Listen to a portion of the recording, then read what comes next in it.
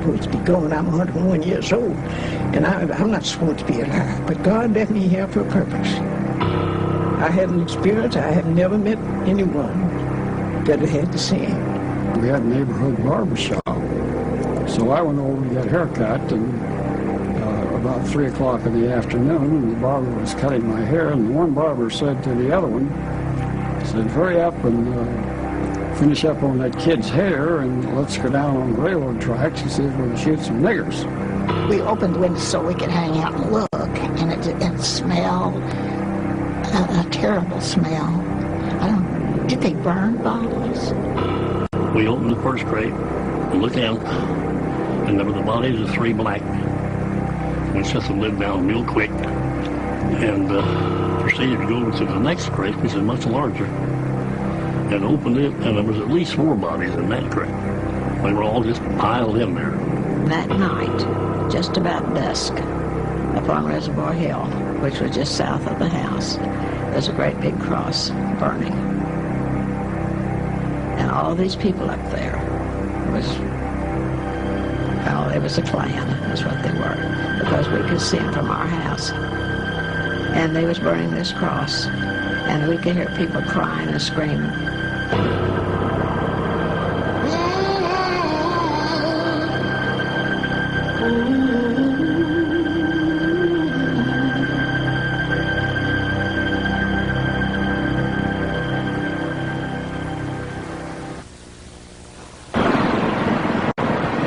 At the turn of the 20th century, Tulsa, Oklahoma, had the richest per capita wealth of any place on earth. It was dubbed the oil capital of the world, the Magic City, and the City of Dreams.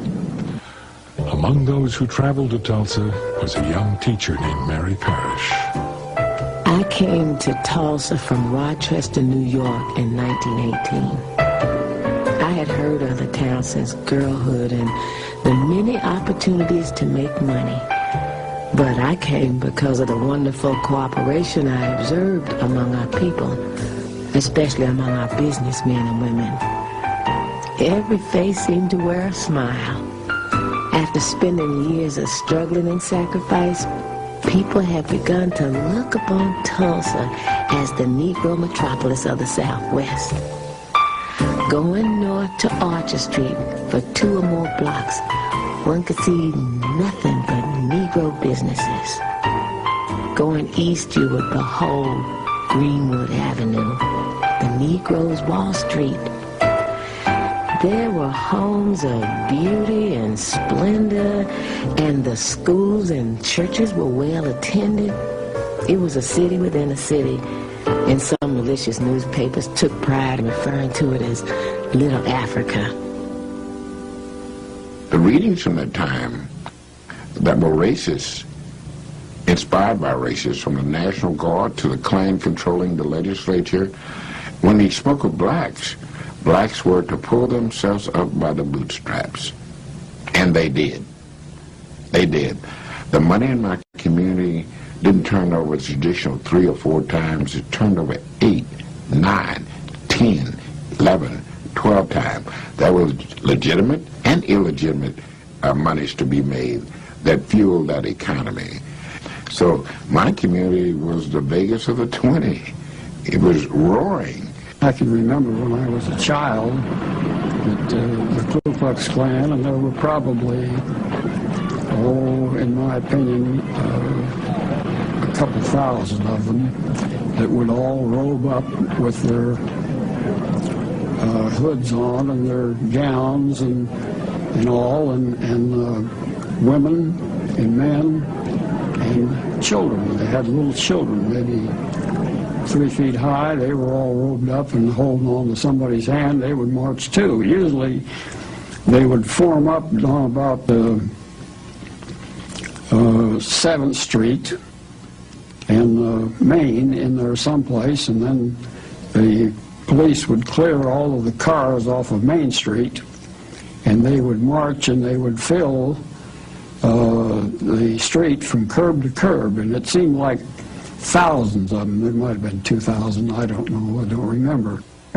We used to go up and watch the Ku Klux Klan in their rally on top of Standpipe Hill. And they were in their white robes and their pointed cap attire. And we used to just watch them. They had their torches burning and having a meeting. We knew not to get too close to them. The Klan was founded in 1865 to intimidate Southern blacks in the post-Civil War South. The reign of terror lasted 15 years, but as the movement died out, a legend, if not a lie, remained. Aging Civil War veterans told heroic stories of how the Klan had saved the South from domination by Negroes and Northern carpetbaggers. By 1915, there was no Klan in America. 3 months later, an extraordinary event took place that would resurrect the Klan and its legend. The event was the release of a pioneering motion picture, D.W. Griffith's Birth of a Nation. It was based on a best-selling book called The Klansman. In many cases, Klan recruitment ads ran next to movie ads. Birth of a Nation played to 50 million people, approximately half of the population of the United States. It played across Oklahoma with a tremendous run in Tulsa. The Birth of a Nation stimulated the organization of the Ku Klux Klan, which in turn maintained a high profile and stirred up many whites to acts of recrimination and of savagery in this period. When you have thousands of white men coming back from World War I, bringing back Souvenir Lewis, Spandau, and Browning submachine guns, and a variety of other weapons that they brought back from the battlefield, and then they can't find jobs. And the power structure within the city at that time, as was occurring in other cities, would enlist them in the Ku Klux Klan and blame their problems on Jews, African Americans, and Catholics. It was a simple answer to a complex problem for simple people. Meanwhile, they could stand in downtown Tulsa and look at the mansions in Little Africa, in the Black Wall Street, and seethe.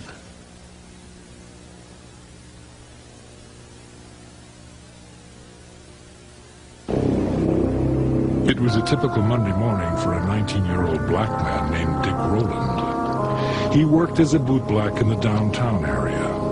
Because there was no restroom facilities, Rowland had permission to use the restroom on the top floor of the Drexel building. In order to reach the top floor, he had to use the elevator. Dick Rowland didn't look down when he went to get on the elevator, and therefore, because of the unevenness of the two floors, he stumbled and started to fall, and he reached out to break his fall and touched his operator, and she hollered rape. And so they arrested, the police came and arrested Dick Rowland about 10 o'clock in the morning, and that afternoon the Tribune came out and told what happened in the Blue Building. And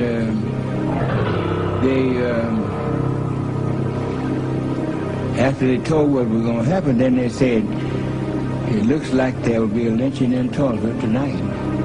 The newspaper described Rowland as Diamond Dick and told of an attempted assault upon a poor orphan girl who worked as an elevator operator to pay her way through college. The article said that she had scratches on her hands and face. In fact, she was not an orphan. She had deserted her husband in Kansas City and had been served with divorce papers in Tulsa 2 months before. And she was neither scratched nor had torn clothes. The real incident isn't the incident in the elevator. The real incident is what happens over at the offices of the Tulsa Tribune, which was the city's daily afternoon newspaper. And we know there were a couple articles in it that talked about what happened at the Drexel. One was a front page article that said something like "Nab Negro for attacking girl in elevator." But there was a second article, might have been an editorial, that we think was called "To Lynch Negro Tonight." We don't know really what it said, but we do know from white sources, from black sources, from government officials and others, that there was an article there suggesting that a lynch mob should gather downtown and to lynch Dick Rowland. Talk of a lynching was prevalent throughout the city, and by evening, white crowds began to form around the courthouse. A burning cross was visible on Standpipe Hill, which overlooked North Tulsa and Greenwood. The sheriff took the elevator to the jail, located on the top floor of the courthouse, and set up a barricade. In Greenwood, it was believed that a lynching was imminent, and mob rule without legal consequences was not without precedent in Tulsa. A few months before, a lynch mob had taken accused killer one Ray Belton from the Tulsa jail. A mile-long procession of cars escorted him to a tree on a county road where he was lynched. Local police officers directed traffic. 3 months later, in the town of Holdenville, 70 miles away, a white mob took a black man from the county jail, hanged him from a telephone pole, and riddled his body with bullets. He was accused of attacking a white woman. In Wagner, 30 miles from Tulsa, another lynching took place. A white man down in Wagner, Oklahoma, had him ask a colored girl for sex. And she told him her price. He had sex and he didn't want to pay her. He didn't pay her. She took out a knife and cut his throat and killed him. So they arrested her. They lynched her. And then they drug her body up and down the main street of Wagner, Oklahoma. And the Negroes in the community had decided there will not be a lynching in Tulsa, Oklahoma. In Oklahoma, it is not considered a crime for a man to kill a Negro. In recent years, there have been many lynchings in Oklahoma. There is yet to be chronicled the instance where any individual has paid a legal penalty or where an officer has been removed from office for failure to protect the life of his prisoners from criminal violence. It is perfectly safe at any time and at any place for any considerable number of men together to take a prisoner from the hands of an officer and inflict the penalty of death. Harlow's Weekly, June 1921. Most of the news that people received came from their newspapers. It's incredible to look at the content of those newspapers and realize that it was a constant barrage of articles appearing concerning lynchings of black people. This was over and over and over again. In fact, 2 black people a week were being lynched in America at this time. The evening being a pleasant one, my little girl had not retired but was watching the people from the window. Occasionally she would call to me, "Mother, look at the cars full of people." I would reply, "Baby, do not disturb me when I read." Finally she said, "Mother, I see men with guns." Then I ran to the window and looked out. There I saw many people gathered in little squads talking excitedly. Going downstairs to the street, I was told of the threatened lynching and that some of our group were going to give added protection to the boy. I am told that this little bunch of black men marched up to the jail where there were already over 500 white men gathered, and that this number will soon swell to over 1,000. Someone fired a stray shot, and to use the expression of General Grant, all hell broke loose.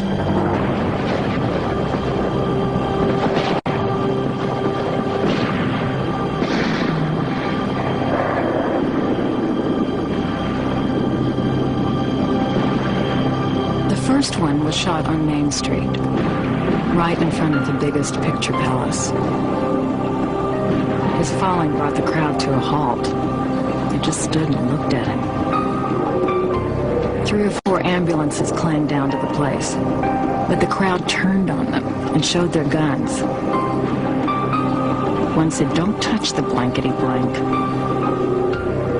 The ambulance workers didn't quite know what to do, so they turned off their engines and just stood there, blocking the street.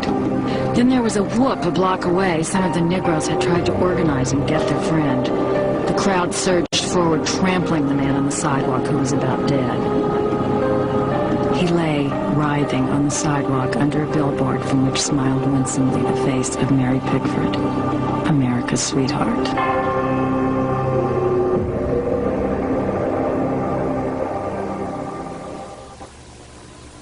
The atmosphere was festive as the police department commissioned 500 special deputies. These could best be described as Klan deputies. The only prerequisite was that they must be white. Most were not even asked their names or addresses.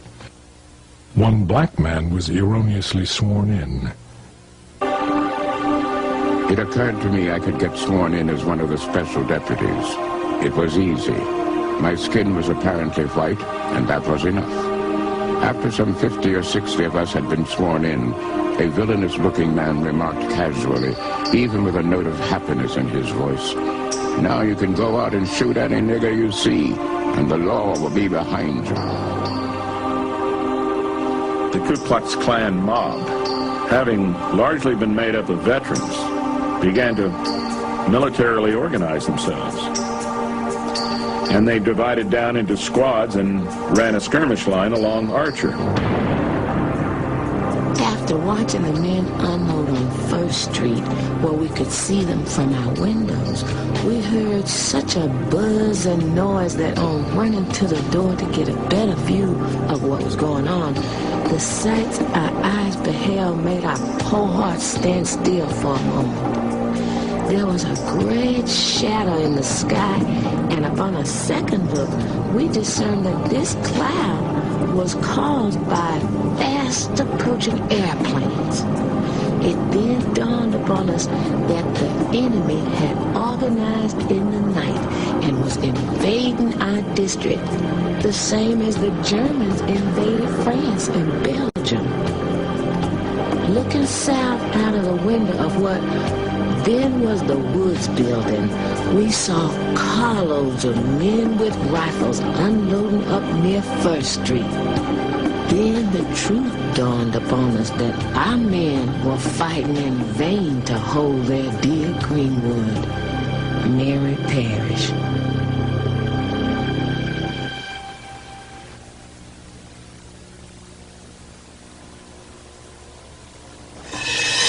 As daylight approached, the whites were given a signal by a whistle, and the outrage took place. All of this happened while innocent Negroes were slumbering and did not have the least idea they would fall victims to such brutality. At the sound of another whistle, more than a dozen aeroplanes went up and began to drop turpentine balls on the Negro residences, while 5,000 whites with machine guns and other deadly weapons fired in all directions. Negro men, women, and children began making haste to flee to safety, but to no avail, as they were met on all sides with volleys of shot.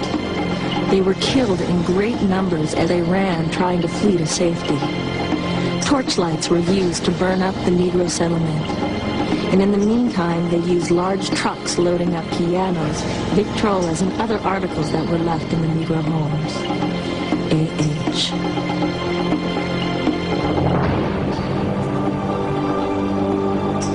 Backed truck up to the vacated Negro homes and loaded everything movable and of value.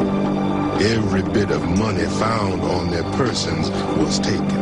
Masonic rings were removed from the fingers, watches and chains from their persons. In fact, everything of a material nature preparatory to the cruel initiation which had not yet ended was taken from them. And so, penniless, in a destitute condition, they were corralled first one place and another. G.A. Gray. As they framed that skirmish line, they had marched into the north side of the downtown area, and they shot everybody they could find. They burned every home, but not before looting it first. They burned every business. They burned every car. They burned everything, systematically, block by block, house by house. They went all the way through the city. At the same time, the telephone lines were cut, the telegraph lines were cut, and the railroad leading into Tulsa was blockaded. There was no way to communicate what was going on in Tulsa with anybody else because it was very easy to cut the city off. And that's exactly what the mayor and the city commission and the Ku Klux Klan wanted, because it gave them the opportunity to clean out the entire African-American area of the city without being interfered with. And they were doing it very systematically. The mob would not permit firemen to battle the blaze. They looted stores and pawn shops for guns and ammunition, but they also took walking suits, tools, tires, and jewelry. Carloads of whites would occasionally venture into the black area, shooting indiscriminately. And I said to my mother, I said, Mama, we better get out of here because the white folks are really tearing up Jack. They're burning into places and killing people, and they're going to kill us. And we were sitting out and the people kept running. They just open the gate and come on through and go on out the back. And Mama said, what are you people running for? And you don't know where you're going? They said, no, they're killing over, they're burning the town down over the hill. The technique varied with different groups of the mob, but the general procedure was to go up to a door and put a gun against the lock and blow it off. The flimsy doors would have smashed easily enough, but this was gun night. Once inside the cabin, everything breakable was broken. Trunks and bureau drawers torn open, pictures and telephones wrenched off the walls and trampled. They didn't often find anyone in the houses because by now the blacks were scurrying ahead of the horror out into the country beyond the town. But sometimes they did find someone with whom they dealt. When they had smashed enough, they scattered around a little kerosene and threw some lighted matches into the mess. If this particular cabin didn't burn well, it would be reset presently by the blaze of the one next door. The houses the mob set fire to without breaking in first were really the most unlucky, because sometimes there were people in them, panic paralyzed, people who didn't realize with all the noise and fright that the house was on fire, not until it was too late to get out. There's a black veteran who could not believe that this mob would kill a veteran. And as the mob got closer to his home, he put on his uniform and stood out in the front yard at attention. The mob killed him and burned his house. In a frenzy of destruction and violence, black corpses were tied to the bumpers of automobiles and dragged through the Greenwood district while bullets were fired into their bodies. Some bodies were hoisted on telephone poles. An elderly black couple was murdered returning from church. A white man mistaken for a black man was summarily executed. Enterprising entrepreneurs snapped pictures of the grisly scenes to be sold later as postcards entitled, "Running the Negro Out of Tulsa." Death had come easily. Even a defiant glance at a camera could result in instant execution. America's most renowned black surgeon and past president of the State Medical Association, Dr. A.C. Jackson, was shot by a white teenager as he held his hands above his head.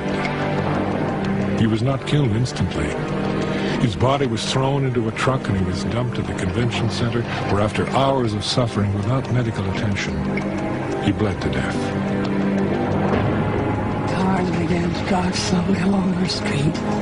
Cars driven by the sort of men who wear their caps backward, visors down their necks, probably not to interfere with their rifle gaze. And the niggers in these houses, they would shout.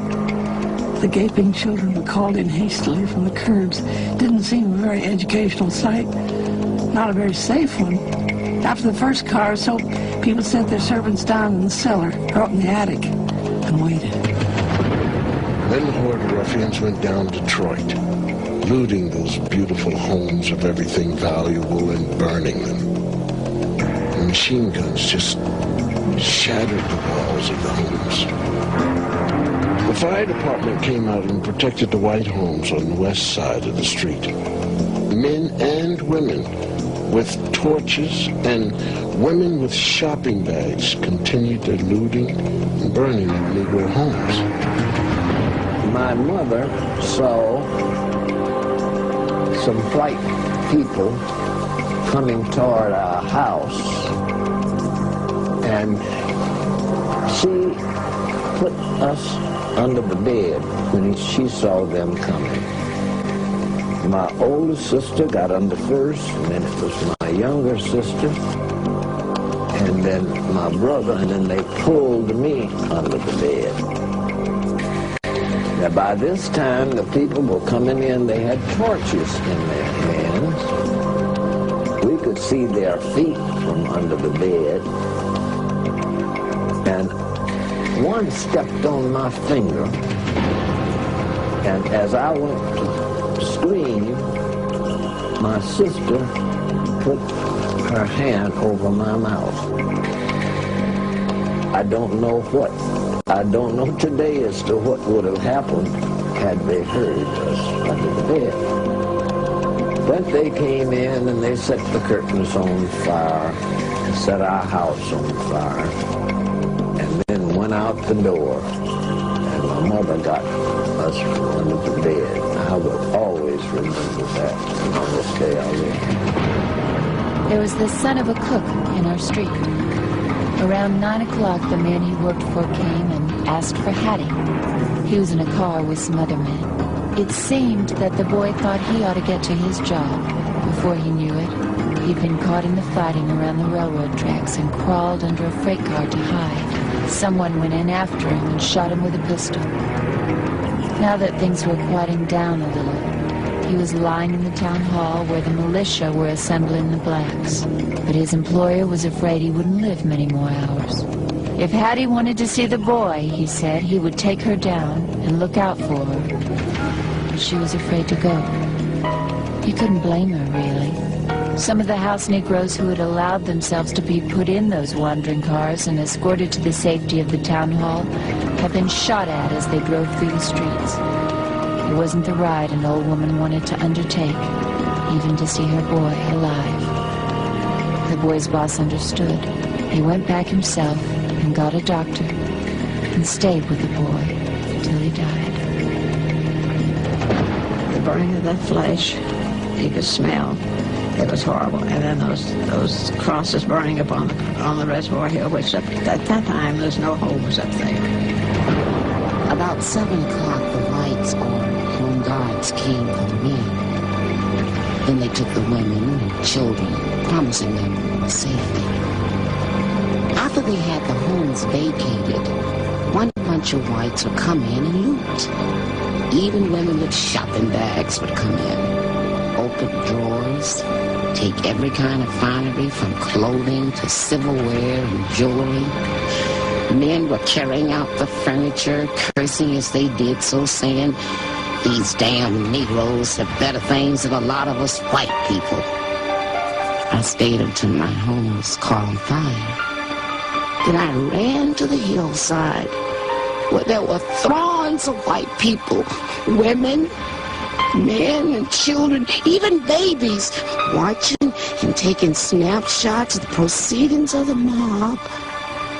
Some remarked that the city ought to be sued for selling them damn niggas' property so close to the city.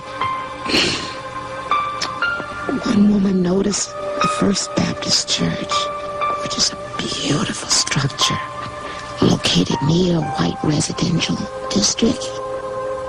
And she said, "Yonder is a nigger church. Why ain't they burning it?" The reply was, "It's in a white district."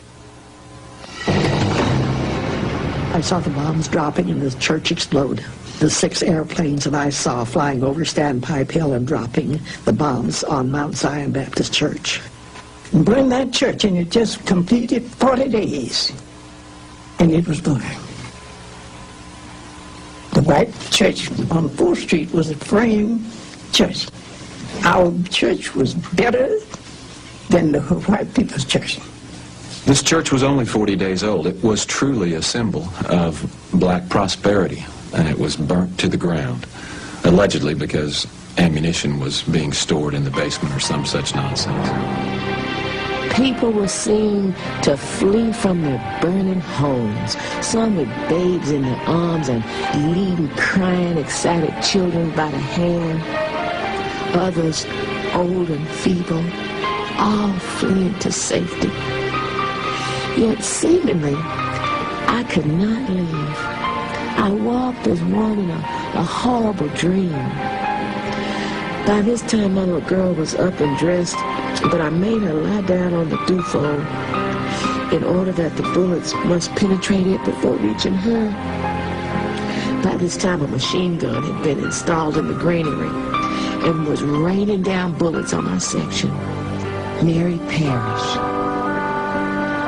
The most horrible scenes of this occurrence was to see women dragging their children while running to safety, and the dirty white rascals firing at them as they ran. Some of them were pursued for more than 12 or 15 miles, and some never returned.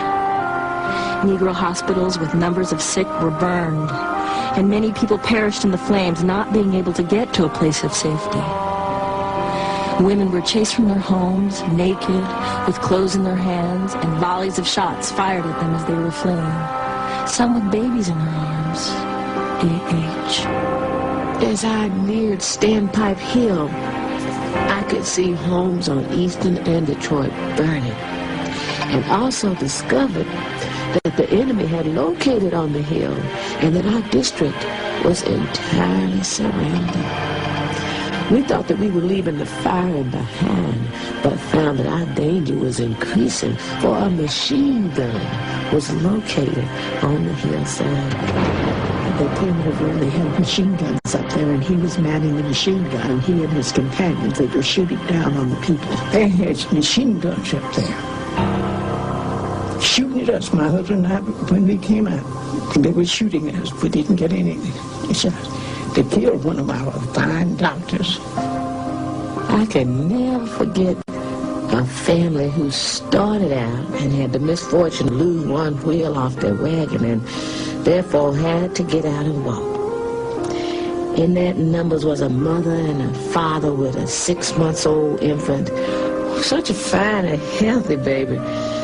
The father would run along and carry it a while, when the mother would take it until she was tired out. When they both were just about exhausted, the father cried out, "Will someone help us?" Mrs. Rosa Davis Skinner, who told about the night of the riot when it broke out on Greenwood. She was asleep. Her husband awakened her and said, "Wife, come on, there's a riot on." And they left fleeing, she in her gown and house shoes, and joined with a neighbor next door who had had a stillborn baby. Early in the day, they were going to bury the baby the next day, put it in a little shoebox. And Mrs. Skinner said that while they were running, mobsters shooting at them, bullets zinging at them, people shoving and bumping into each other, this lady dropped that little shoebox. And she got down on her hands and knees to try to find it. And she couldn't, and her husband just dragged her away, said, "Well, you're going to get killed. We've got to go." And he dragged her away, and they never found that little baby. This lady wept when she told me that. She was 98 years old, and that had been 75 years earlier, and she wept and said, "I often wonder what happened to that poor little baby." We both wept. We came out after several shots were fired into the house by the mob. 2 or 3 whites thrust guns in each man's face and side and took him downstairs. As I neared the bottom of the steps, I was met by a man who very unkindly treated me. Seeing a man with hands raised, he came up to the blind side and struck me in the jaw, after which I was questioned and my money taken. The worst thing of all was being humiliated before little boys between the ages of 12 and 16 years, knowing these youngsters would grow up to try the same thing when they matured that others tried, but with less success, I am hoping. J.C. Latimer. One of the classic photos that comes from the riot is that of a perhaps 15, 16-year-old, probably would be referred to in those days as a hooligan, strutting proudly in front of the camera with the burning and terrible circumstances in the background, puffing a cigar, carrying not one but two firearms. As you look at that picture and you think of what's going on around him, you can't help but hope that he will be taught a lesson about life's justice. The certainty that many blacks had that whites took their furniture, took their clothes, took various other personal possessions, and used them. And then, having taken those things for their use, then they burned and bombed the black part of town. It was a surprise. And they came over here and burned our homes, stole our clothes. Some of our people had to take their own clothes over white people right here in Tulsa. The heavy air was soaked with the scent of honeysuckle, as extravagant and lavishly unreal as was the gunfire. We've been in this prairie country a year. It proved always surprising. An acrid underhint of burnt powder began to cut through the perfume of the flowers. Tulsa's newspapers described the event as a military adventure. The black people defending their homes were described as the enemy. Gun-toting white men were referred to as riflemen or soldiers, and blacks were termed snipers. The mob, it was called a volunteer army. Blacks with guns were called a mob. Marauding whites were called patrols. At approximately 9:15 a.m., the National Guard troops from Oklahoma City arrived by train. In all my experience, I've never witnessed such a scene. 25,000 whites, armed to the teeth, were ranging through the city in utter and ruthless defiance of every concept of law and righteousness. Motor cars bristling with guns swept through the city, their occupants firing at will. General Charles Barrett. Fanny was our laundress. She lived in Greenwood. An ancient uncle who'd been a messenger in a bank for 20 years. They knew there was trouble, of course, but the mob had missed them so far. Uncle Zach had never been late to the bank, and he trusted white folks. He thought maybe if he put on his uniform and they saw it, he put it on and started out to work. Someone shot him at the corner. Fanny could see him lying there. She didn't dare go out and get him. The mob was so close. As North Tulsa burned and its citizens murdered and arrested, the Guard set up camp and began to prepare a breakfast. When a local citizen urged the commander to take some action to save property and lives, he was arrested. Martial law was declared at 11:29 a.m. The Ku Klux Klan, realizing that they were now up against an organized military force, withdrew out of the area and dissipated back into their neighborhoods. It was very much like a guerrilla operation where you could no longer tell who were the combatants because they weren't wearing uniforms, and now they were part of the civilian society.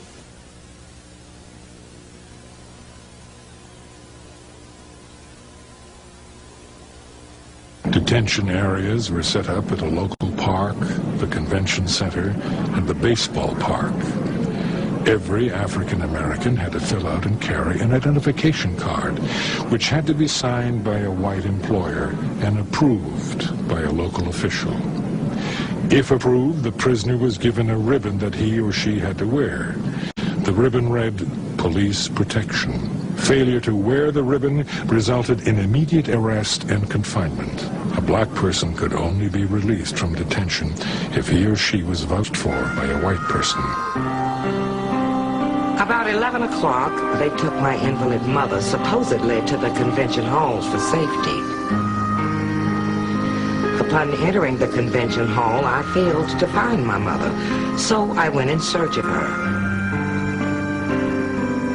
I found my mother at North Methodist Church. I tried to get a pass to send her away, but failed to get one. She remained unconscious for 2 weeks and passed away. I feel that this damnable affair has ruined us all. Carrie Kinlaw. We hadn't heard from my father. And although I was 6 years old, I remember quite well the anxiety that all of us felt. Where's my daddy? Where's my husband? Mother would say, and so forth. And so we had a period of agonizing waiting, and that was an awful, awful experience. And it was several days, I don't know how many, in the absence of telephones and radios and that sort of thing. We didn't know. We had no way of finding out. And so after what seemed to have been an endless period of time, we received a letter from my father saying that he was all right. He told us that he had been in detention at Convention Hall, and that he had nothing except what he had on his back. The prisoners, mostly women and children and the elderly, were marched through the streets with their hands above their heads. The stress, heat, and exertion resulted in the rise of premature births. Before the day was over, every black person in the city was killed, wounded, arrested, or placed in confinement.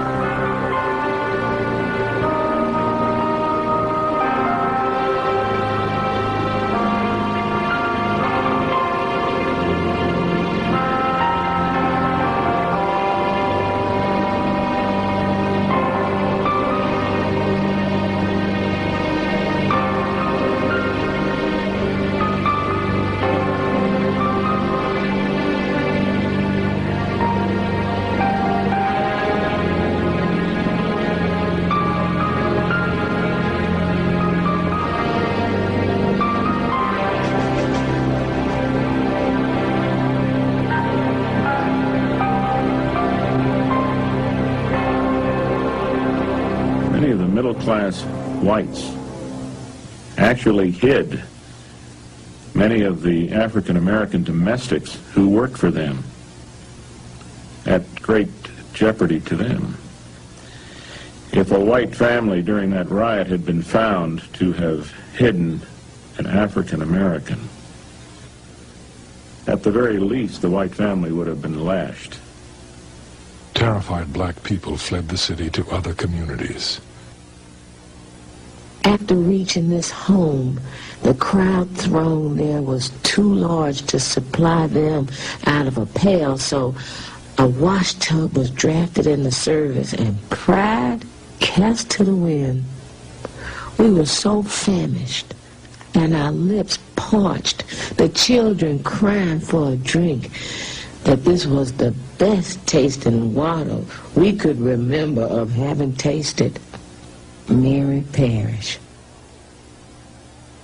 We had an engineer for the Frisco lived behind us, and he would give us a day by day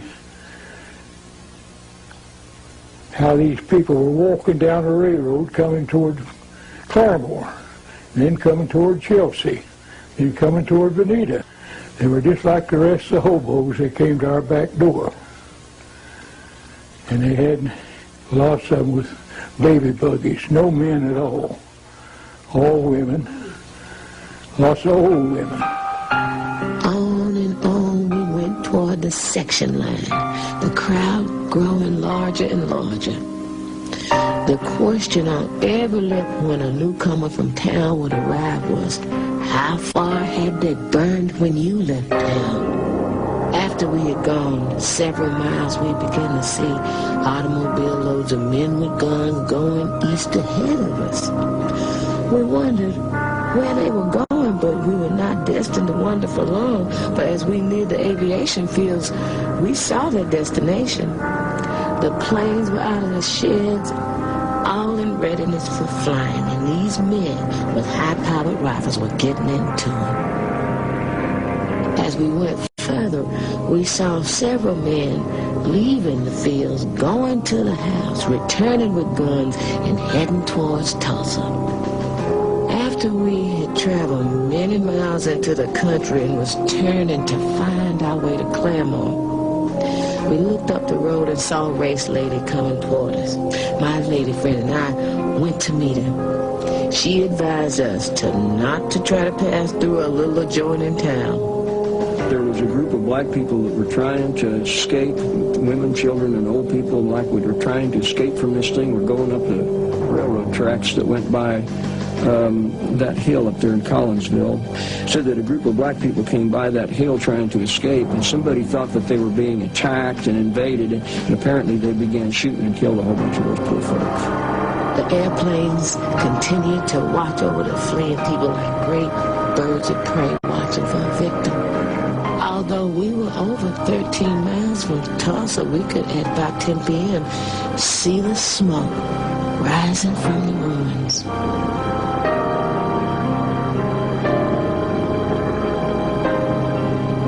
The next morning, we were informed that Greenwood had been burned. It was then that I shed my first tears.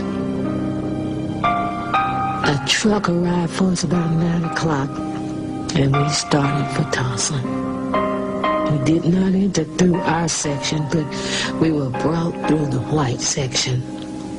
Can you imagine the humiliation of coming in like that, with many doors thrown open, watching you pass? Some with pity, and others with smiles. And when a bunch of the colored folks that they were marching down Elgin,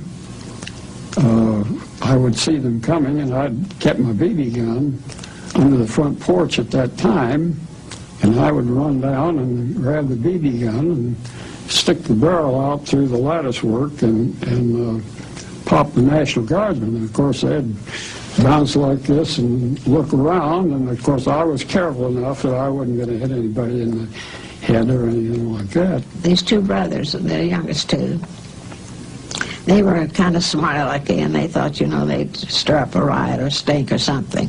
And I can remember standing behind them and crying when my dad just hauled off and backhanded one of them in the back of the head because he was going to take a gun. And he wasn't going to shoot at the people, he was going to shoot up in the air. And I remember my crying and saying, begging him not to do it. And my dad, you know, was telling me he wasn't going to do that to those people. They was only trying to get away themselves. Soon we reached the Black District, which was so beautiful and prosperous looking when we left. There we found to be piles of bricks, ashes, and twisted iron representing years of toil and savings. We were horror-stricken, but could not shed a tear. At that hour, we mistrusted every person having a white face or blue eyes.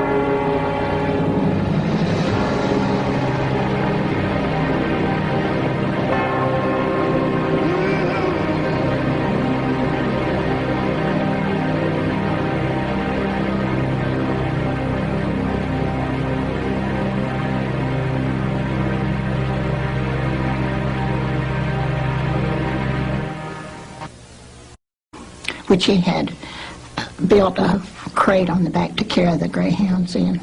And he took that crate off when he left the greyhounds, wherever it was he left them, at some kennel or other, and just had a plain pickup truck. And the police saw his truck, and they told him to haul bodies, dead bodies, to wherever they were taking them. I don't know where they took them. And I saw these 2 truckloads of bodies, dead bodies, they were Negroes, with their arms and legs sticking out, through the slats. And it frightened me so, but I kept thinking of them in terms of dolls. On the top of the very, very top of the pile of bodies was a little boy just about my age, and his head flipped over like that. And he looked at me, his mouth was open, and he was in brown pants and a blue shirt, and just looked like he'd been frightened to death. And so I screamed that Jesse came in, but by that time the 2 trucks had passed on. After black Tulsans were incarcerated, curiosity seekers, looters, and souvenir hunters casually strolled through the smoldering ruins. Well, I had a friend, a girlfriend, and one day after the riot had subsided, or possibly was still, they were still protecting and giving the colored people sanctuary. Well, she came out and she had a package of spearmint gum, Wrigley spearmint gum. And perhaps there were 40 or 50 packages of gum in the little square box, about so square, maybe 2 inches deep. And she was passing the gum out to all the kids in the neighborhood. And of course we asked, where did you get it? And she said, oh, Daddy got it over in Niggertown, which was a clear indication that white people looted the colored people over in the Greenwood area. When they doubted about it, of course, we didn't think anything about it. We just took the gum and chewed it. Martial law was less than benevolent. Field Order Number 3 prohibited the holding of funerals at churches. But in reality, this prohibition pertained to black funerals only. White funerals went on as usual.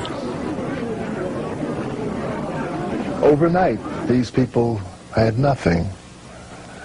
And they had to start over again. A person who had office and clients or patients or customers had nothing. And the people that were his clients and or their clients and patients and customers had nothing. And so it was extremely difficult for them to get on their feet. It was pathetic when you think about it. Out all of our 7 years, that's when I said, my husband and I lost more than anybody in North Tulsa because we lost 7 years of our earning in one night. And we had altogether 10 different business places for rent. Today I'm paying rent.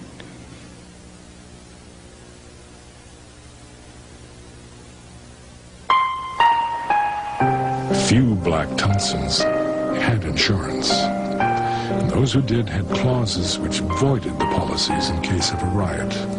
Those making a claim had to prove that the city or state government was negligent in protecting their property. An impossible burden because the victors had already begun to rewrite the history and insulate themselves from blame. An all-white grand jury placed the blame for the Holocaust squarely on the black population. Also blaming the black population was Tulsa's white churches, the Chamber of Commerce, and of course Tulsa's white newspapers. In this old nigger town, there are a lot of bad niggers, and a bad nigger is about the lowest thing that walks on 2 feet.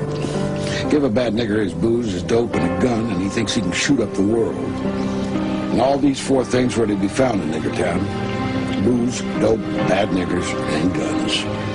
The Tulsa Tribune makes no apology to the police commissioners or to the mayor of this city for having pled with them to clean up the cesspools in this city. Tulsa Tribune, June 4th, 1921. Incredibly, after all the yellow journalism that had been published at the time about the incident and prior to the incident by white-owned newspapers, the one indictment returned by the grand jury of a newspaper was against Mr. A.J. Smitherman, one of the most influential black citizens in Tulsa, owner of a black newspaper.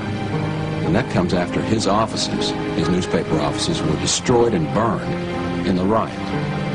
He left Tulsa and never returned. Cities across America offered assistance, but Tulsa officials turned down all the offers under the guise of handling the problems themselves. From a tin-room and basement modern brick home, I'm now living in my coal barn. From a 5-chair enamel barber shop with 4 workmen and a porter to a razor strap and a folding chair on the sidewalk. Didn't have one thing left and never received a dime. Up until this day, they never. And it ought to be added in order there to be made pay. Even the children have suffered. Our children have suffered because their parents lost everything they had, and the children weren't able to get along, and they were doing fine. The Red Cross took donations and performed an admirable job with little help from government officials. Returning to the Red Cross headquarters, I found rows of women, men, and children waiting their turn to receive clothing, such as was obtainable. And the thing that I could not understand was why these innocent people who were helpless as babes were placed under guard. Nevertheless, heavily armed guards were all around the building. Some were kind and manly. Others were beasts dressed in uniforms. I went upstairs into the clothing room in a quest of a change of clothing for my little girl. Having worked hard always for an independent living, thereby being able to have what I wanted within reason, this was wormwood and gall to me. Just to be standing around waiting to get a change of second-hand clothing. But what could I do? What we had on was soiled. They being all we had, and I was not yet permitted to go to town and purchase more. The primary rooms of the Booker Washington School were converted into an emergency hospital. I can never erase the sights of my first visit to the hospital. There were men wounded in every conceivable way, like soldiers after a big battle. Some with amputated limbs, burned faces, others minors and eye, or with heads bandaged. There were women who were nervous wrecks in some confinement cases. One mother was thoughtless as to burden her infant for life with the name of June Riot. Mary Jones Parrish.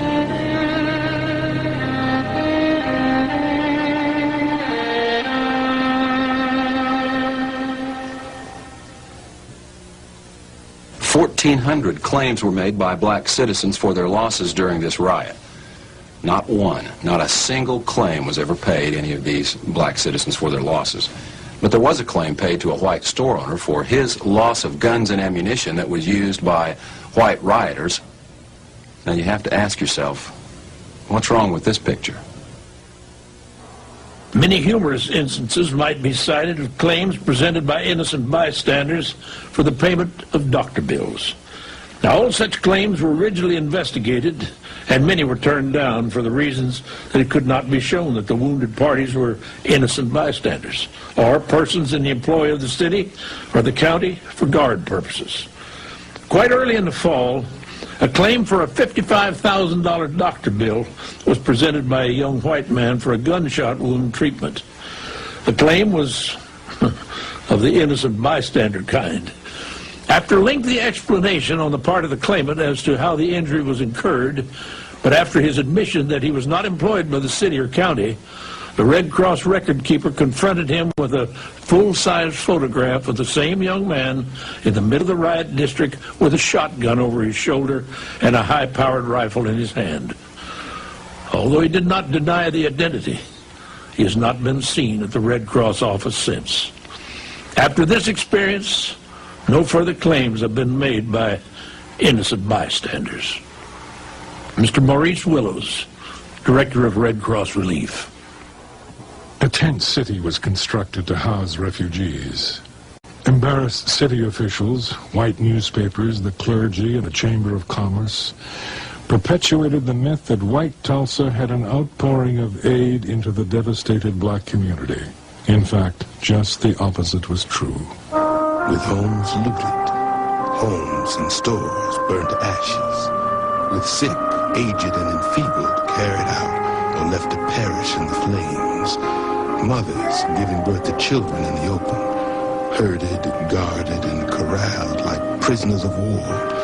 And before the smoke of 1,000 homes had blown away, the trembling and homeless learned that the city fathers had passed an ordinance making it forever impossible for them, in their destitute condition, to go back and rebuild on their home place.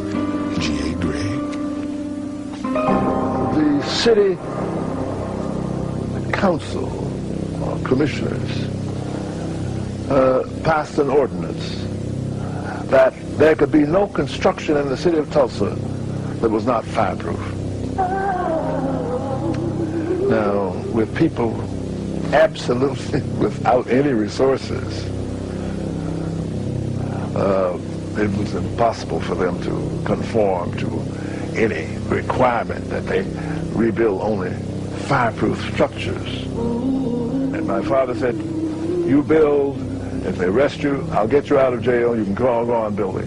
And my dad had challenged the constitutionality of that city ordinance. And the Supreme Court of the state of Oklahoma declared that ordinance unconstitutional as being a frivolous piece of legislation designed to keep blacks down. With their hearts bleeding, their homes, and all of the relics that make the memories of life's past sustaining, with shocking realization that their families are broken and scattered and fearing the mob, with trembly, weak, hungry, and hungerless bodies compelled to be in the stalls of the fairgrounds under a heavy, cruel guard who greets them with harsh orders and vulgar language, while suffering all this and more. The mayor, commissioners, the real estate exchange, the welfare board are like those who crucified Christ, casted lots for the Negro's hard-earned land. G.A. Gregg. Not only was the area declared a fire zone, which effectively was designed to prevent it from being rebuilt, but then amazingly, just incredibly, the city fathers put the land up for sale. For the Reconstruction Committee appointed by the mayor and city commissioners June 14th, Tulsa extends a welcoming hand to wholesale houses and industrial plants, which are to be located on the trackage property in Little Africa, swept by fire, and which is now within the city fire limits, restricted to the erection of fire-resisting buildings. The committee also expressed a sentiment in favor of using a part of the burned area for a Union Station whenever such a project is ready for consideration by the railroads entering Tulsa. Tulsa World, June 15th, 1921. In order to help people get in touch with their loved ones who were anxious to hear from them, Mr. Theo Bowman, the Oklahoma Sun, succeeded in getting out a little daily paper. Each day he would publish these lists. Each day people sat under the tent and watched for these lists as well as the lists of dead in the big dailies. The dead were so quickly disposed of on that night and day until it was impossible to ever get an exact record of the dead and wounded. A cousin and I decided to go visit somebody, and we passed down by the cemetery there at 11th and Lewis, the old Oak Lawn Cemetery. And as we went down 11th Street, we saw a bunch of men working, digging a pit, evidently, and we noticed a bunch of wooden crates lying around. So we were very curious about it, so we went in to have a look. And we walked up to the first crate, and we were unnoticed by the man. And we opened the first crate, looked down, and there were the bodies of 3 black men. We shut the lid down real quick and proceeded to go over to the next crate, which is much larger, and opened it, and there was at least 4 bodies in that crate. They were all just piled in there.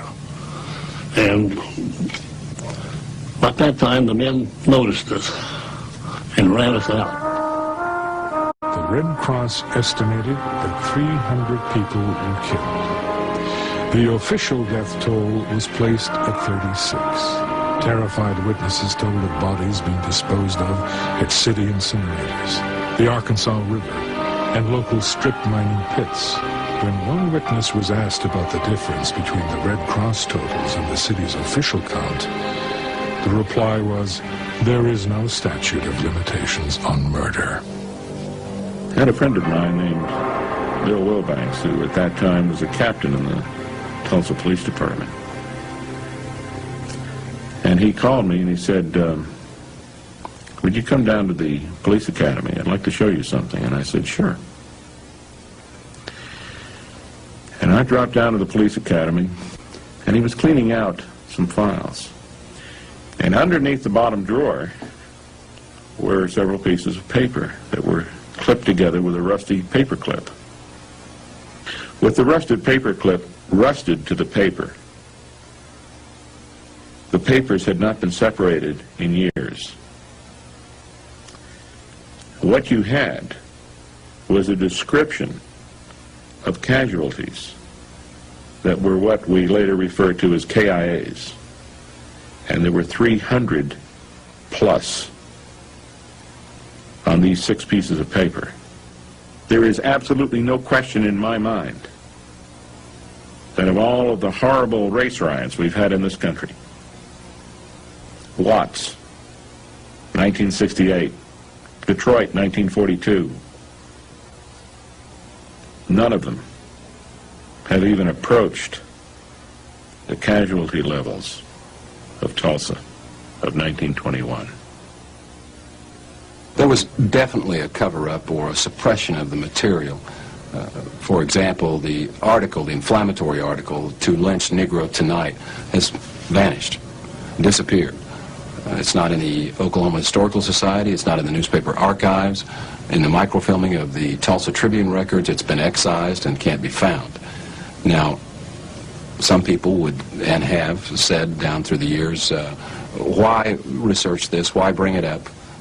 It can do no good. And in fact, there has been some threats of real danger and possible harm to those who would explore the situation and would look at it again. I'm not so sure that in many minds, black and white, that the cover-up was helpful in gaining some equilibrium. Whites need to be comforted that they had done no wrong. Blacks need to be comforted that no new wrong could happen to them. So, but those two things companioning themselves created this conspiracy of silence. 1,200 homes were destroyed. Another 320 were looted. Over 4,000 people were left homeless, and over 1,000 spent the harsh winter in tents. No one was ever imprisoned for his or her actions. Charges against Dick Rowland were dismissed. No one knows what happened to him or the elevator operator.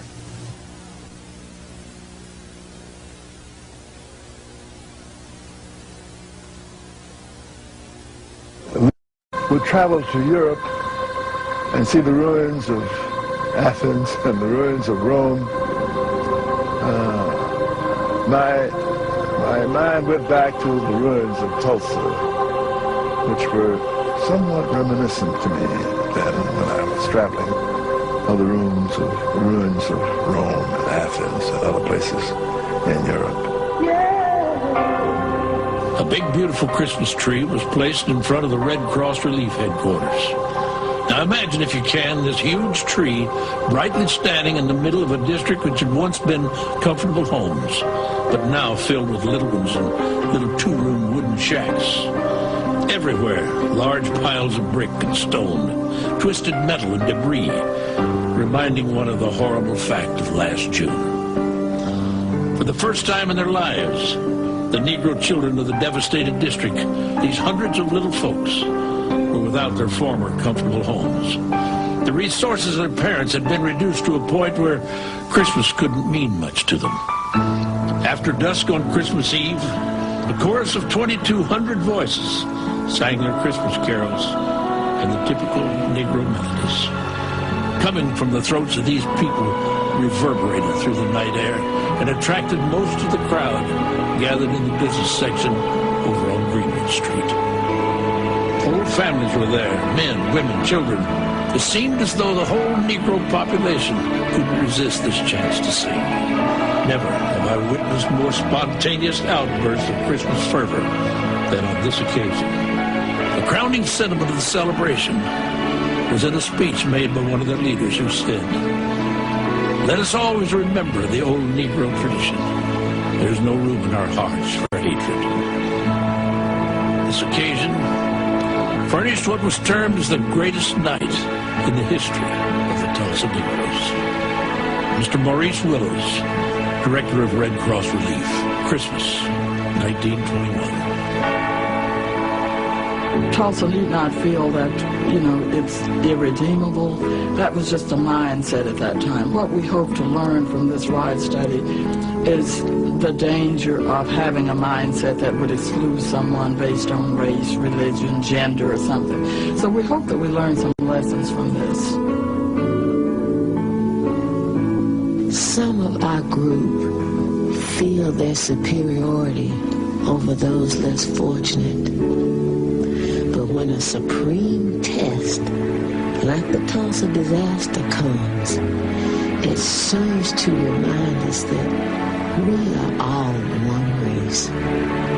That human fiends, like those who had full sway on June 1st, have no respect of person.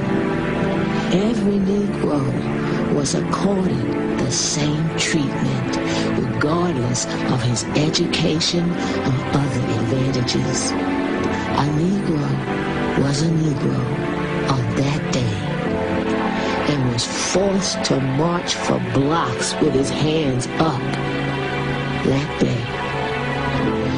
It should teach us to remember that we cannot rise higher than our weakest brother. My name is Mary Parrish.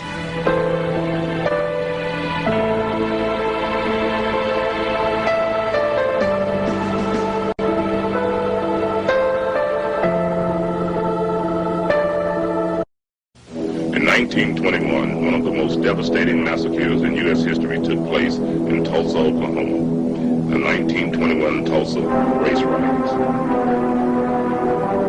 The black community of North Tulsa, called Black Wall Street, or as whites called it, Little Africa, was completely burned to the ground in a mere 12-hour period.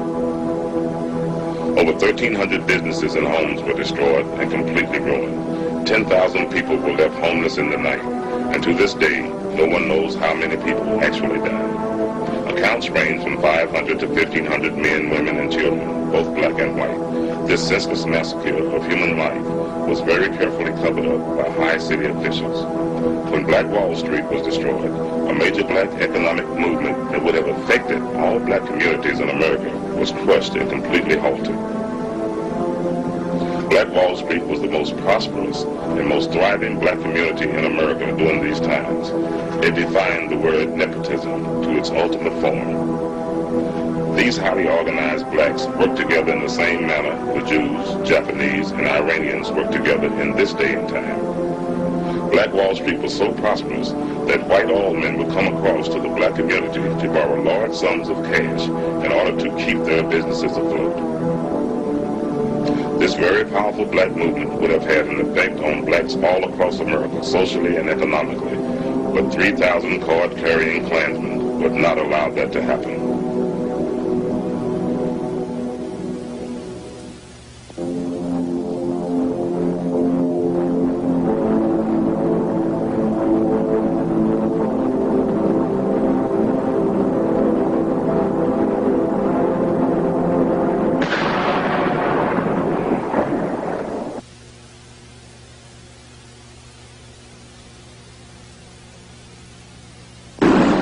What you're about to witness will astound you.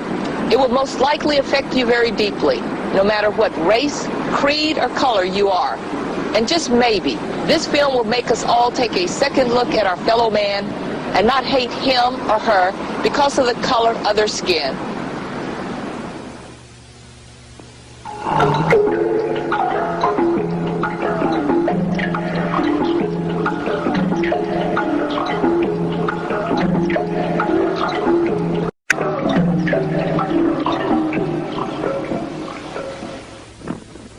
This is an actual account of the worst race riot in United States history.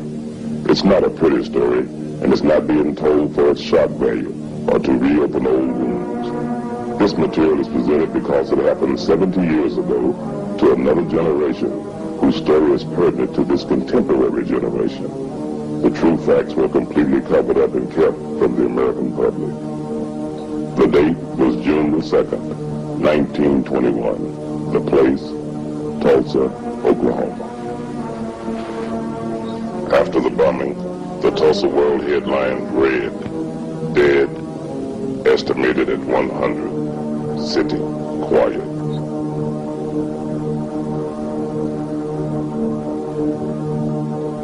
One of the bloodiest race riots in the nation's non-military history had begun. The spark of the tinder was ignited on Monday, May 30th, 1921. Here's the story.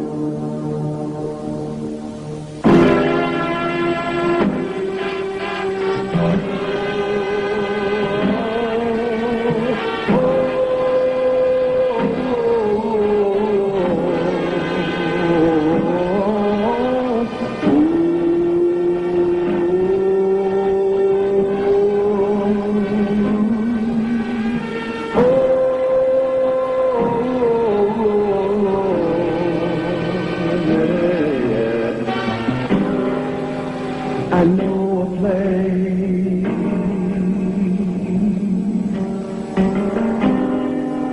that was sure to go.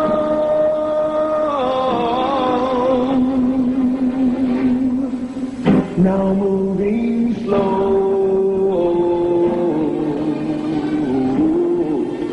nowhere to go.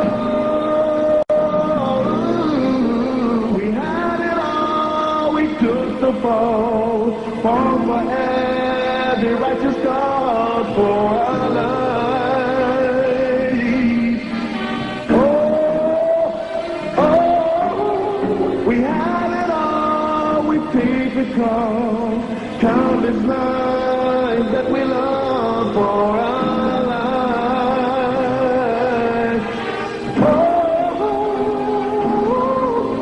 Life walks free.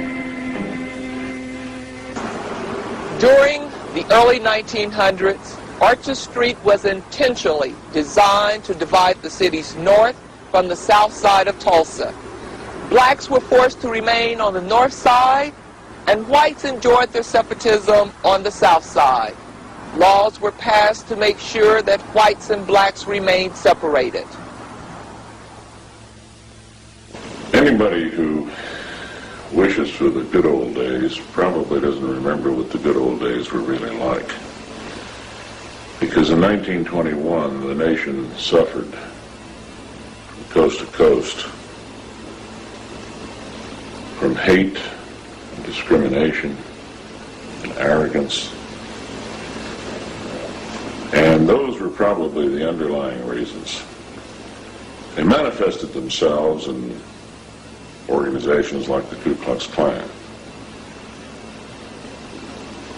But you can't blame the riot on one or two or three specific incidents. The environment is what caused it. You have to keep in mind that in 1921, the majority of the Oklahoma legislature were Klansmen. Almost every city and county official in Tulsa County, Oklahoma, was elected with either support of the Klan or they were Klansmen themselves. In those days, the Klan would have parades in downtown Tulsa, wearing their white sheets and their pointy little hats to fit their pointy little heads, that would last 4 to 5 hours in length. Now visualize the number of people that were involved in a parade that would last 4 to 5 hours. And all these people came from Tulsa. When you had a parade in Tulsa, a lot of people come in from other counties. But you also have to remember that 1925, there were 5 million card-carrying Ku Klux Klansmen in this country. So what was going on in Tulsa was probably the same thing that was going on in an awful lot of other cities. And if the riot hadn't happened in Tulsa, it probably would have happened someplace else.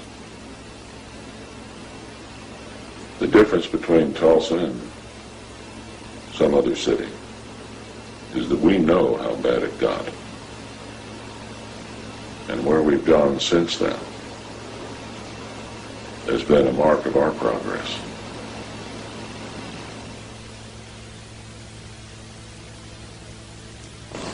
As I sit here, I wonder, with blacks fighting for equal rights and integration in other parts of the United States at that time, was it really a good idea for blacks living in Greenwood to integrate? What happened by 1921 was not so much what happened on the black side, but what happened on the white side of the city. Because you had a lot of veterans coming back from Belleau Wood and Chateau Thierry and the Argonne Forest, and they couldn't find jobs. And a lot of these were white, uneducated, lower economic class folks. And when they came back to Tulsa, the Klan milked that resentment that they held for those black, prosperous businessmen. And the Klan did the same to them that the Nazis did in Germany in 1933. As a matter of fact, it's kind of interesting. You can make an analogy here that is historically profound. We had a microcosmic experience with the Nazis.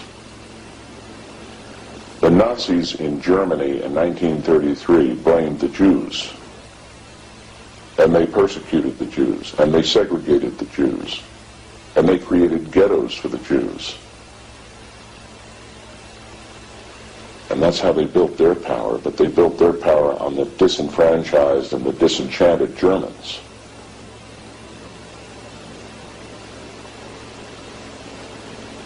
Well, the Nazis took over an entire country. The Ku Klux Klan, in this case, largely took over an entire city. And for that matter, to some degree, the entire state and maybe the region of the country in which they were strong. But they played on the hate and the fear and the envy and the jealousy of many of these whites who had felt that the country owed them something because they had fought in World War I. And here you have blacks who possibly didn't fight in World War I and were very prosperous. And you had the seeds for that kind of conflict economically. Now socially, you had a different situation. Oklahoma is a very unique state in the sense that it's the only state in the Union that was settled the way it was. This was Indian Territory. It wasn't even a southern state in the Civil War. For that matter, it wasn't even a northern state. It was a state that was fought over by both sides. In fact, there were 69 battles fought in Oklahoma, largely between northern and southern Indians. But when the state was settled, it was settled by land runs. Benjamin Harrison opened up chunks of the state, and people just ran over this land and plotted out their portions.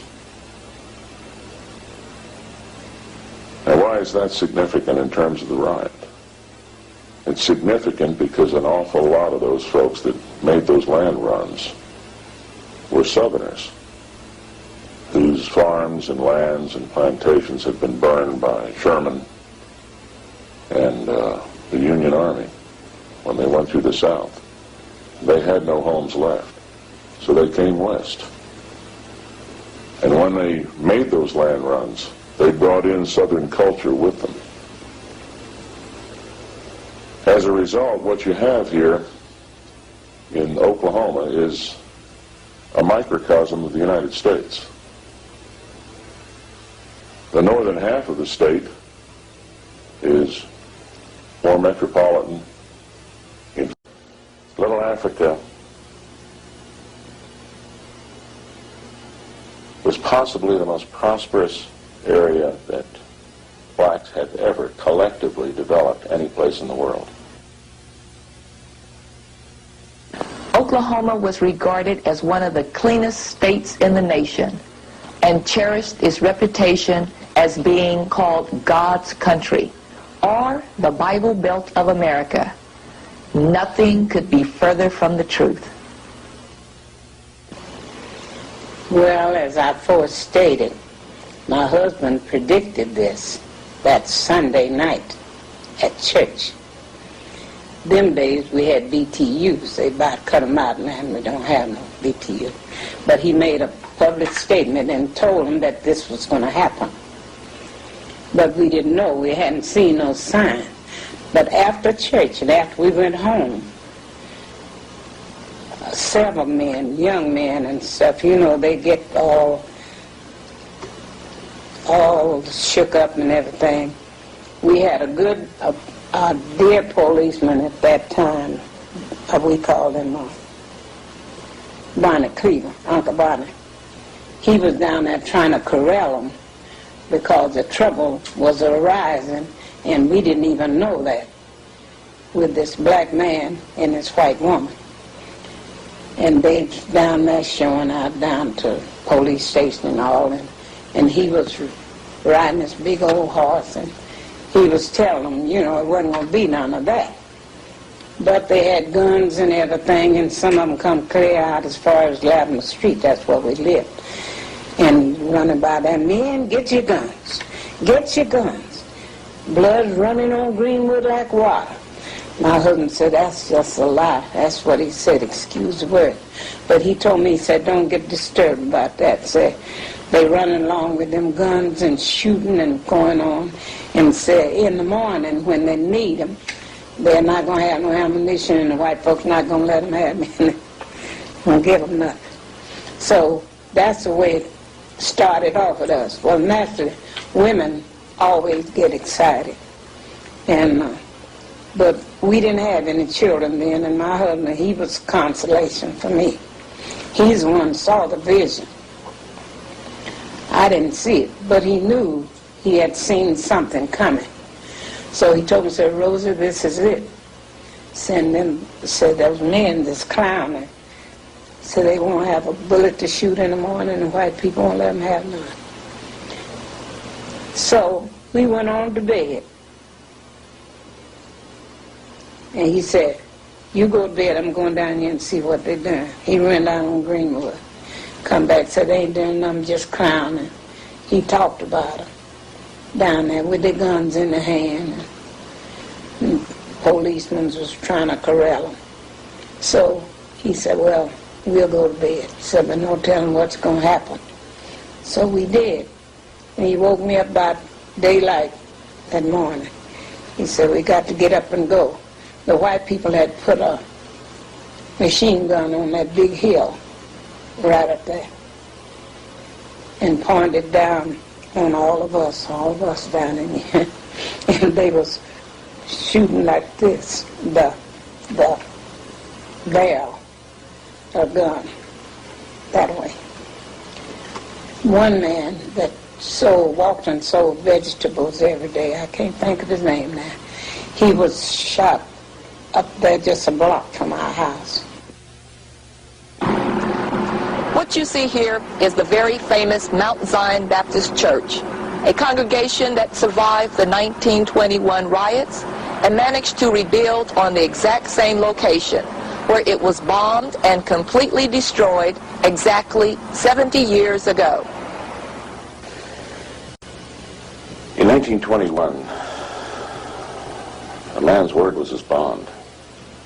You measured the masculinity of a man by how much he kept his word. The congregation of the Mount Zion Baptist Church sticks in my mind because the year before the riot, the black congregation took out a 20-year mortgage and built this brand new church. And the Klan burned it to the ground.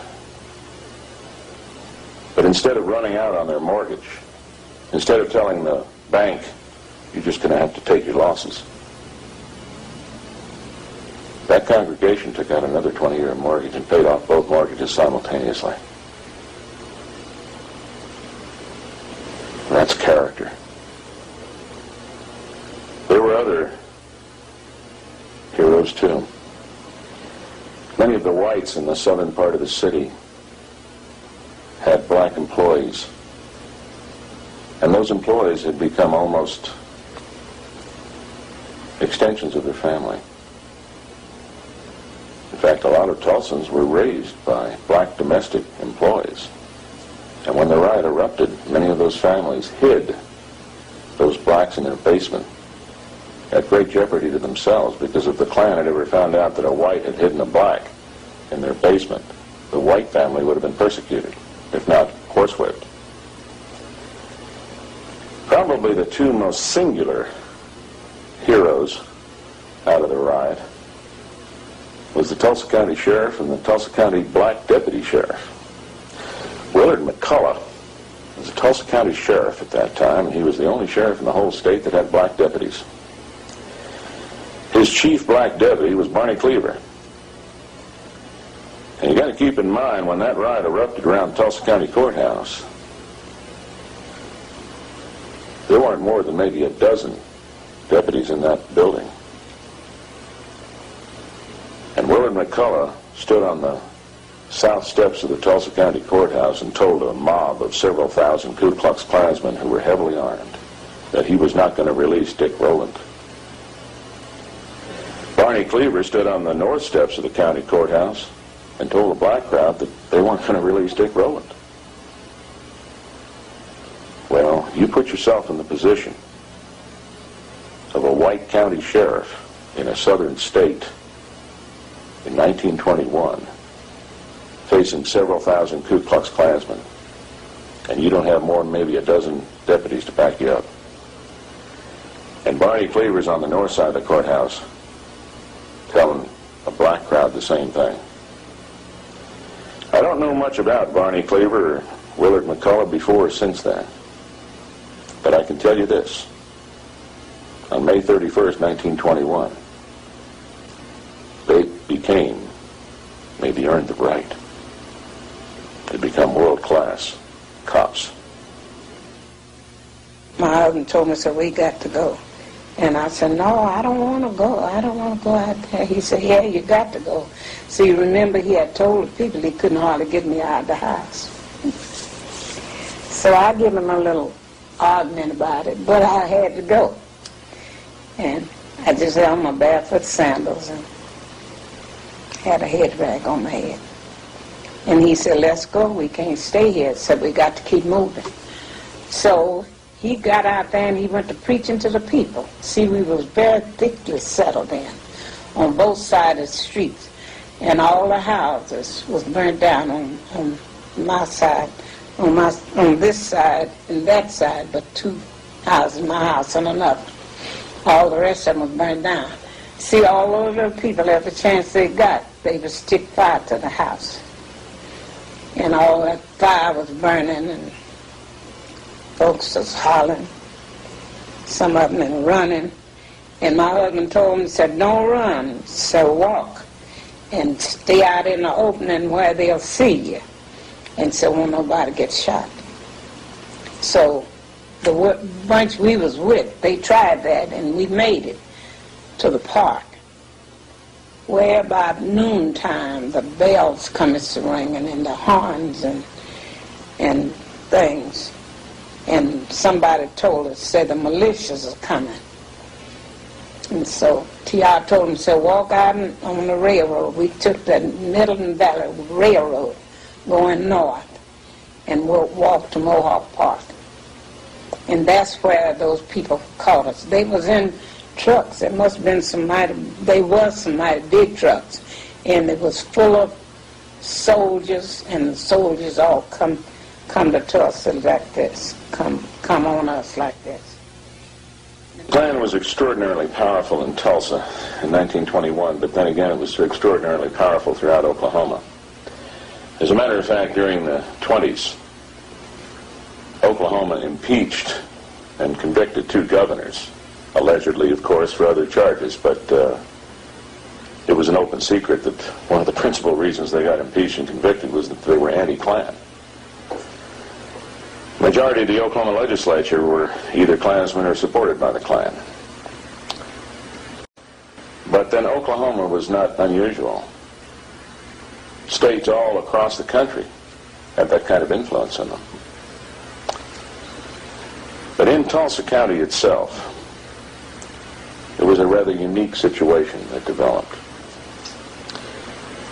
In the late teens, the Glenpool oil field was roaring.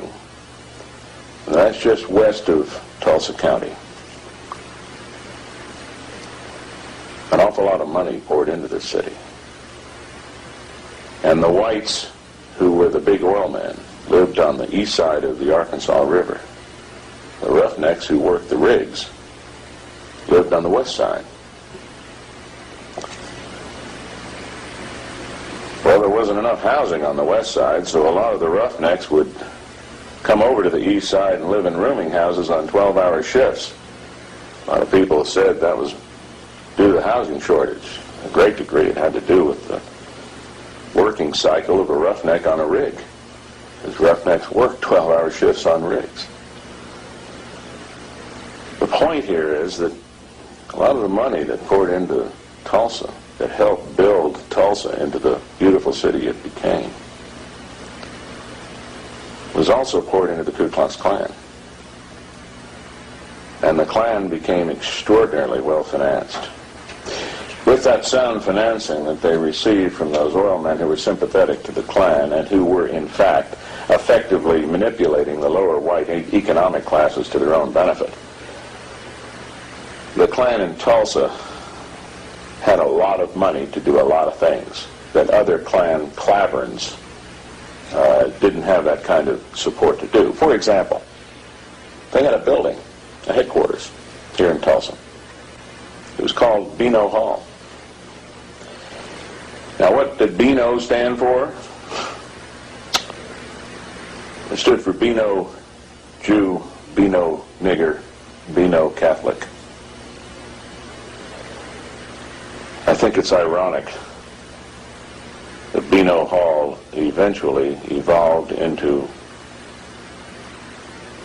a pig barn before it was finally torn down. The Ku Klux Klan was real big on providing character guidance, attitude adjustment, and behavior modification on anybody they disagreed with. Not only including blacks, but whites who they regarded as violating their standards. It wasn't uncommon for a white person, for example, who might have been going out on his wife, to be hauled out of his house one night and tied to a tree and flogged by men dressed in sheets. Many blacks, however, were lynched. They were lynched by such organizations as not only the Ku Klux Klan, but the Knights of the White Camellia.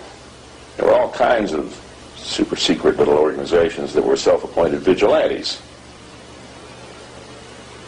As a matter of fact, the Justice Department itself created the American Protective League during World War I and made it function under the FBI, which at that time was not the FBI we know today. It was a politicized FBI. But the American Protective League was largely an organization of volunteer civilian white men designed to ferret out any individuals of Germanic descent in Tulsa County and watch them to see if they conducted any espionage or pro-Kaiser activities during World War I.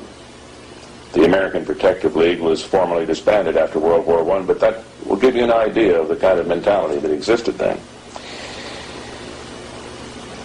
But to address your question, yes, there were lynchings. And to give you an example, several weeks before the Tulsa riot, in Wagner, which is a small town east of Tulsa, a black man had been arrested on a minor charge and incarcerated in the Wagner County Jail. And that night, the sheriff, or the guard or deputy, whoever was responsible for the jail, conveniently went out to get a sandwich, just as a crowd of people dressed in white robes entered the jail, took the man out, put a noose around his neck, wrapped the other end of the rope around the bumper of a Model T Ford, and dragged him down the middle of Wagner Main Street. And that sort of thing didn't just happen in Oklahoma. That sort of thing happened across the country. There were many lynchings before the riot, and I'm sorry to say there were many lynchings after the riot. But there weren't any lynchings in Tulsa County after the riot that I'm aware of. The men come and throwing away the guns, holes in the tracks. Every time I think about the men throwing them guns away, I laugh about it. As bad as it was, they was just throwing them away. They didn't want them white men to see them with no guns. So they about 3 or 4 trucks of them. All them soldiers, they fell out there. So we're not going to hurt you, we're not going to hurt you. And the men just throw them guns away and everything. Well, the next order they got was to bring some food out there, because we had left home without eating. And the first thing they brought out was just bare boxes of milk and loaves of bread. And my husband got in line like he had some children. He got us 2 loaves and 2 quarts of milk. I've been telling everybody I didn't like sweet milk, but I drank sweet milk. I drank sweet milk that morning with all these. And later on in the evening, they brought us another snack. Pork and beans was in the bunch, you might imagine.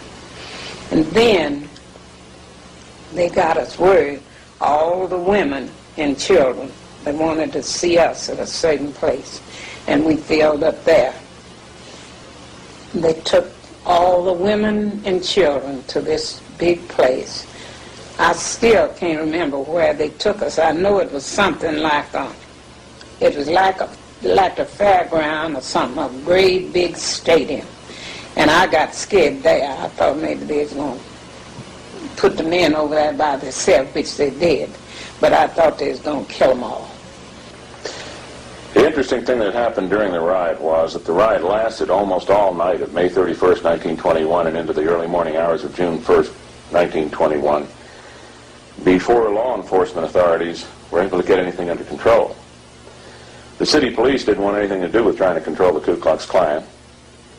As a matter of fact, the chief of police, a man by the name of Gustafson, confiscated black vehicles, gave them to 2 of his crony police officers on the Tulsa police force, which I might point out, with some justification, was a politicized police force at that time, not the police force that Tulsa has today, which is a first-class department.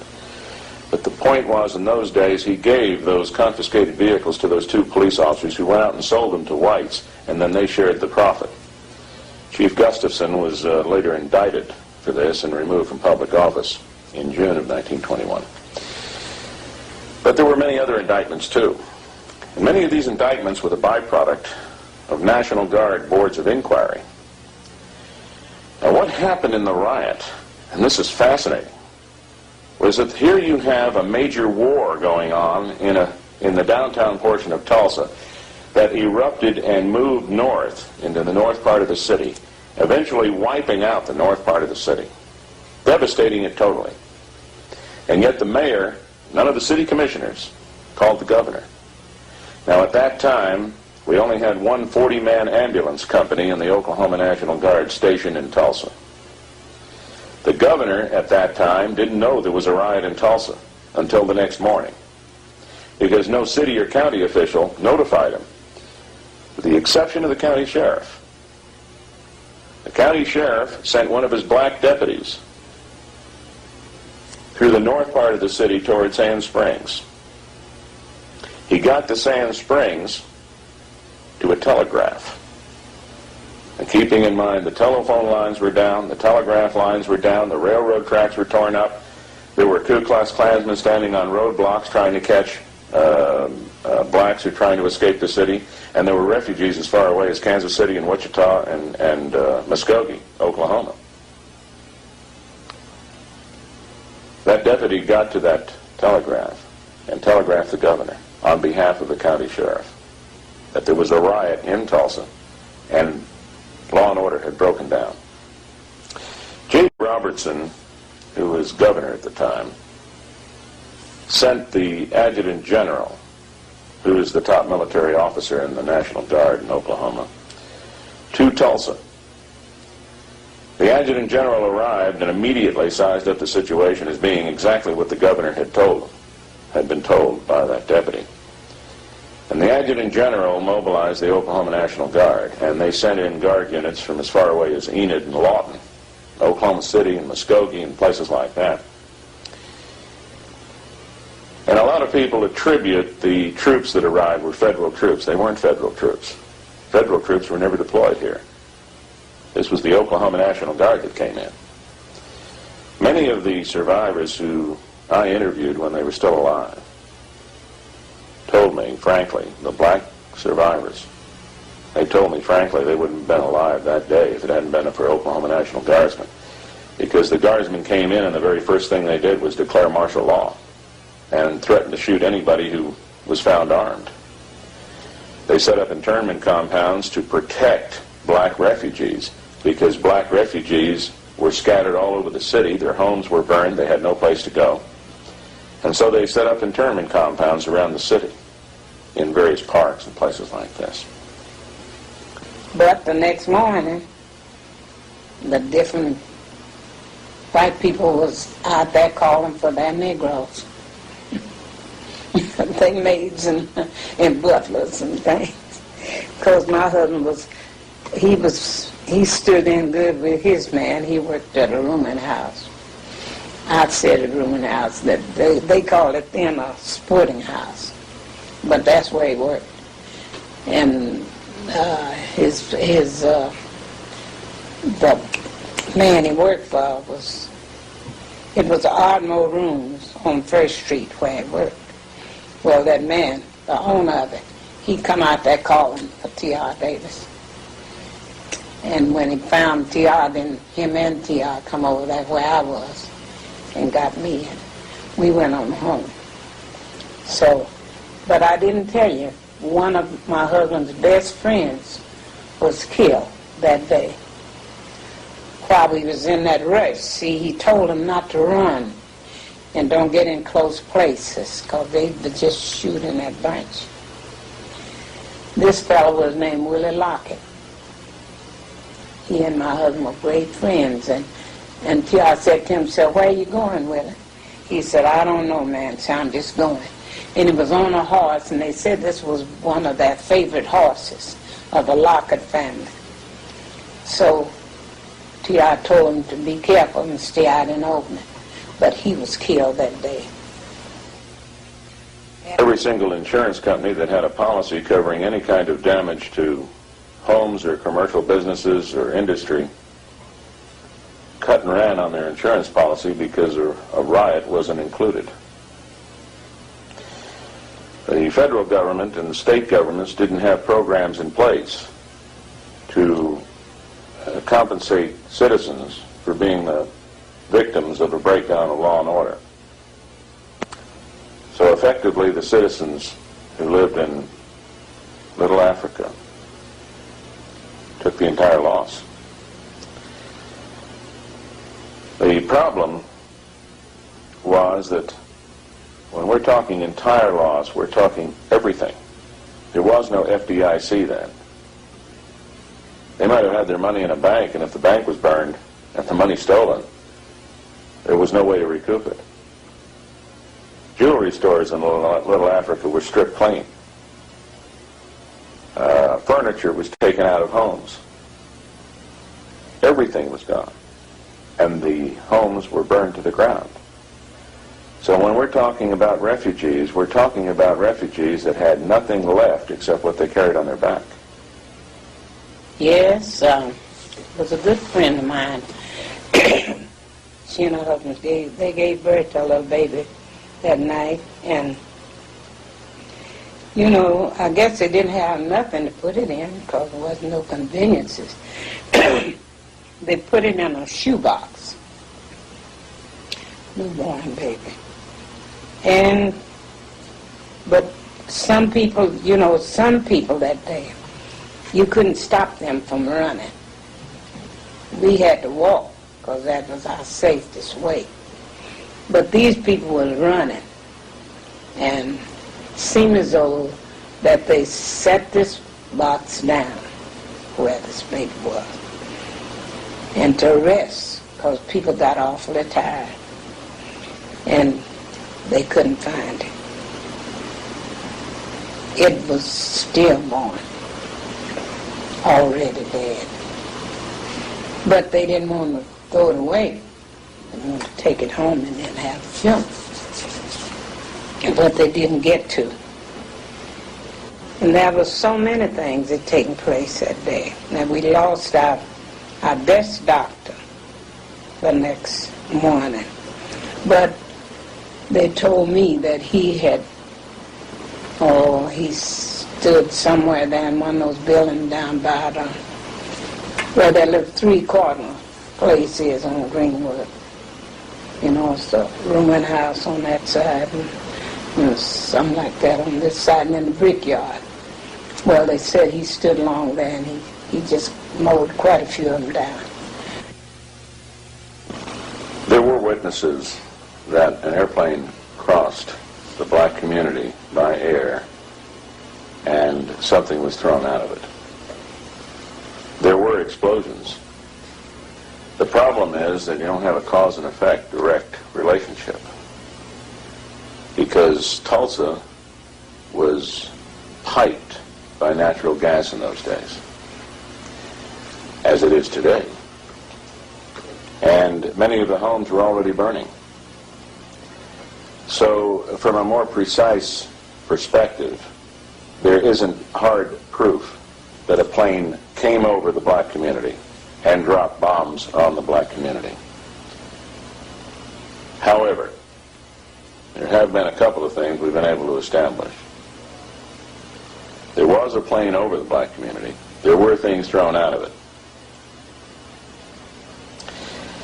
There are some interesting conclusions you can reach from some available evidence. First, it wasn't a government plane. There were only about a half dozen planes in the state at that time that belonged to the government. There was no Air Force then. The Air National Guard didn't exist. And there were about a half a dozen biplanes at Fort Sill. None of them took off the ground during this period. But this was the period of barnstormers. It wasn't uncommon for a pilot who learned how to fly in World War I to have a biplane and to fly around the country and do tricks at state fairs and maybe take somebody up for a couple of dollars. That, in all likelihood, was what happened then. That a barnstormer who had his own airplane actually flew over the black community. Now, if he threw out anything, and if it was a bomb, it's perfectly understandable how it could have worked, because it doesn't take very much to make a bomb, particularly if you're a veteran of a recent war that had just ended. Greenwood was soon labeled the Black Wall Street of America. It consisted of highly educated black doctors, lawyers, PhDs, merchants, oilmen, and entrepreneurs. The interesting thing about this particular situation is that in North Tulsa in 1921, prior to the riot, there existed an area called Little Africa.